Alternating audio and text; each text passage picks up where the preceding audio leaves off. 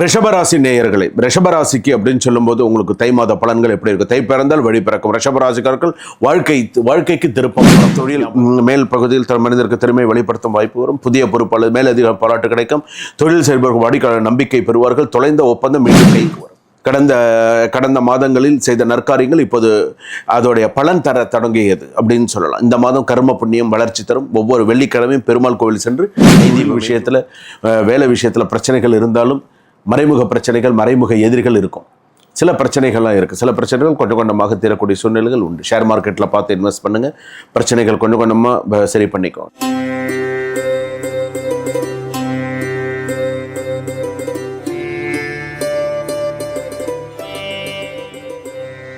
ஜனனை ஜென்ம சௌக்கியானாம் வர்தனை குல சம்பதாம் பதவி பூர்வ புண்ணியானாம் லிக்கியதே ஜென்ம பத்திரிகா ஆதித்யாயச்ச சோமாய மங்களாய புதாயச்ச குரு சுக்ர சனிபியஸ்ச ராகவே கேதவே நமஹா. கஜானனம் பூதகணாதிசேவிதம் கவித்த ஜம்போ பலசாரபக்ஷதம் உமாசுதம் சோக விநாச காரணம் நமாமி விக்னேஸ்வர பாதவங்க. மகாகணபதி துணை கொண்டு உலகெங்கும் வாழக்கூடிய ஜோதிடர் யுகம் நேயர்கள் அனைவருக்கும் வணக்கம். நான் உங்கள் டாக்டர் வி ராஜ்குமார் சிவாச்சாரியார் பேசுகிறேன்.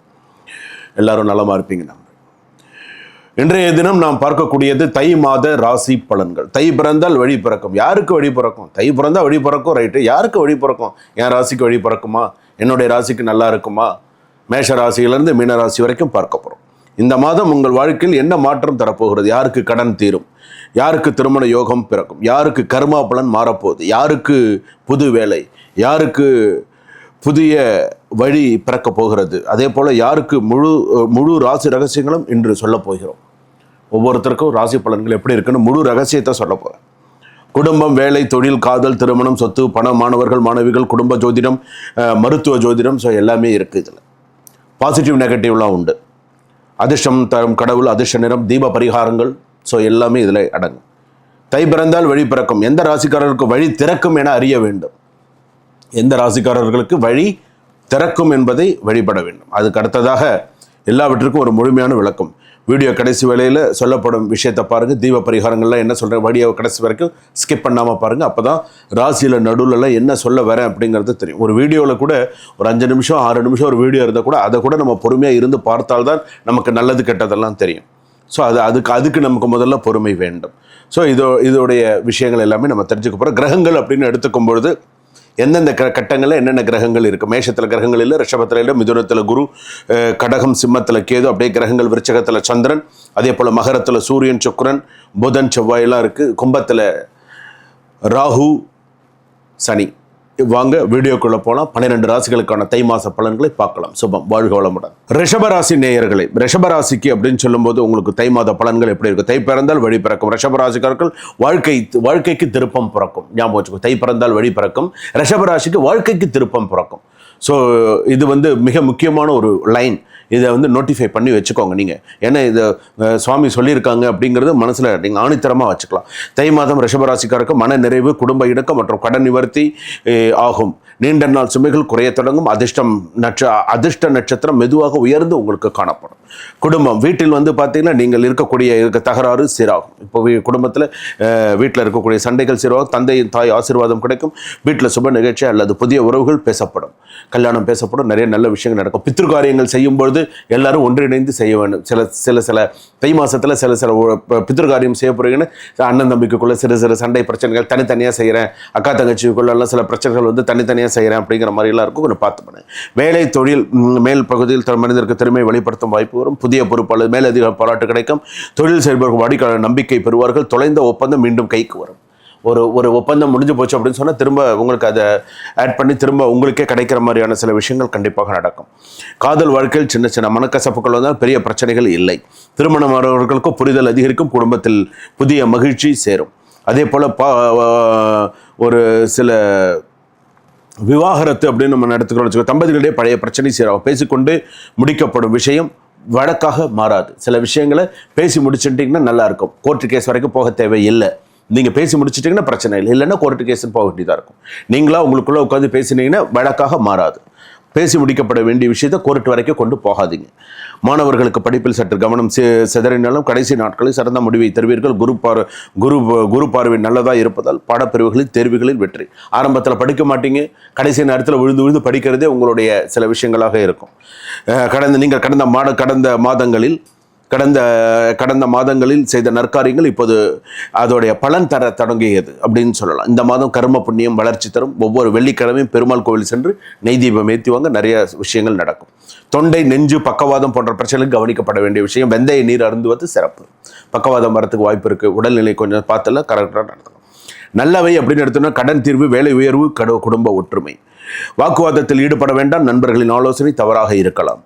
அதிர்ஷ்ட கடவுள் பரமபதவாசல் பெருமாள். என்றைக்குமே உங்களுக்கு அதுதான் சக்ஸஸ்ஃபுல்லாக இருக்கும். அதிர்ஷ்ட எண்கள் 6, பச்சை நிறம். தீப பரிகாரம் ஸ்ரீ ரங்கநாதர் கோயிலுக்கு போயிட்டு வாங்க. நடராஜமூர்த்தி, ஸ்ரீனிவாசமூர்த்தி, பெருமாள் வழிபாடு, சுதர்சனேஸ்வரர், க்ளீம் கிருஷ்ணாய கோவிந்தாய கோபிஜன வல்லபாய பராபரமுருஷா இந்த ஸ்லோகத்தை சொல்லுங்கள்.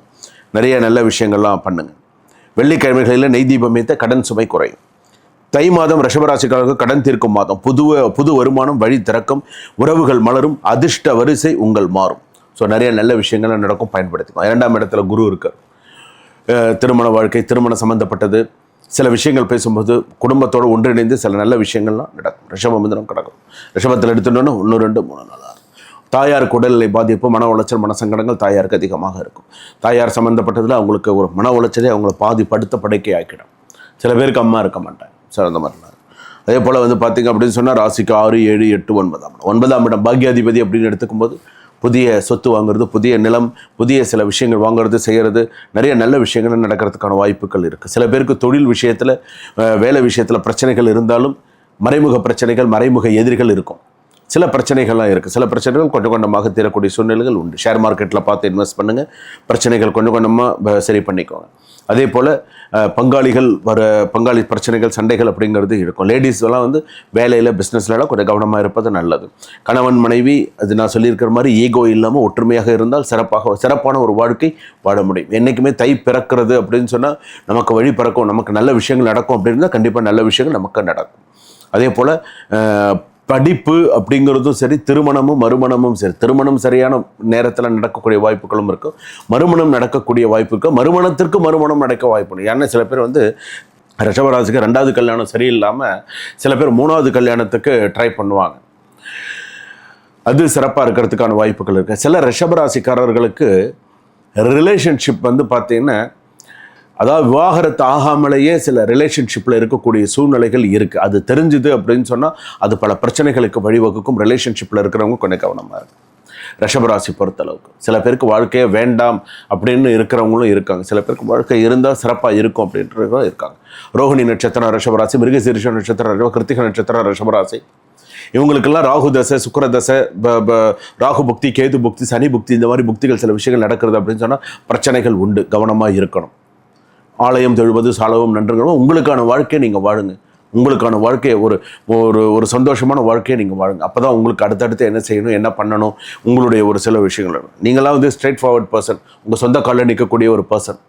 யாரையும் சார்ந்து வாழ வேண்டிய அவசியம் இல்லை. உங்களுக்கு ஓரளவுக்கு படிப்பு, உங்களுக்கு ஓரளவுக்கு நிறைய நல்ல விஷயங்கள்லாம் இருக்கும். ஸோ தை மாதம் உங்களுக்கு வளர்ச்சி தரக்கூடிய மாதமாக அமையும். வாழ்க வளமுடன். இதுவரையிலே நாம் பார்த்தது பொது பலன்கள். 12 ராசிகளுக்கான தை மாத பொது ராசி பலன்கள். உங்களுடைய தசாபுக்தி படி, ஜென்ம சுய ஜாதகப்படி சில விஷயங்கள் மாறும். அப்படி மாறும்பொழுது உங்களுக்கு நிறைய நல்ல பலன்கள் கிடைக்கும். ஒரு ஜாதகத்தை பார்க்கும்போது லக்னம் பெரிதா, ராசி பெரிதா அப்படிங்கிறதெல்லாம் கிடையாது. ஒரு லக்னத்தை எதை வச்சு குறிக்கிறாங்க, ஒரு லக்னம் குறிக்கிறாங்கன்னா எதை வச்சு குறிக்கிறாங்க? மேஷ லக்னத்திலேருந்து மீன லக்னம் வரையில் இருக்குது. லக்னம் தான்ங்கிறது. லக்னத்தை ஒரு நேரத்தை வைத்து பிறந்த குறிப்பு. காலையில் குழந்தை 5:45க்கு பிறக்கிறதுனா 5:45க்கு என்ன லக்னம், லக்னாதிபதி யார், அந்த குழந்தை அந்த லக்னாதிபதி எந்த தெய்வத்தோடு சேர்ந்திருக்கு, என்ன தசை நடக்கிறது, எல்லாத்தையுமே பார்க்கணும். ராசி பெரிதா, லக்னம் பெரிதான்னு கிடையாது. லக்ன பலன்கள் தான் பலிக்கும், ராசி பலன்கள் தான் பலிக்கும், நட்சத்திர பலன்கள் தான் பலிக்கும். அப்படி இது எல்லாம் ஒன்றிணைத்தது தான் முதல்ல ஜாதகமே. அதெல்லாம் முதல்ல புரிஞ்சுக்கணும். லக்னம் இல்லாமல் ராசி இல்லை, ராசி இல்லாமல் நட்சத்திரம் இல்லை, நட்சத்திரம் இல்லாமல் கிரகங்கள் கிடையாது. இதெல்லாம் உண்மையான விஷயம். இது எல்லாமே ஒன்றிணைந்தது தான் ஜாதகம். சில பேர் ஒரு தவறான சில கருத்துக்களை பதிவு செய்கிறாங்க. லக்னப்படி தான் நடக்கும், ராசிப்படி தான் நடக்கும், எல்லாமே ஒன்று தாங்க. லக்னத்திலேருந்து தான் கணக்கு பண்ணி எல்லாமே சொல்கிறது, ராசிலேருந்து தான் எல்லாம் கணக்கு பண்ணி சொல்கிறது. ஸோ வீடியோ கடைசி வரைக்கும் ஸ்கிப் பண்ணாமல் பாருங்கள். என்னுடைய முழு ஆசீர்வாதம் உங்களுக்கு. வாழ்க வளமுடன்.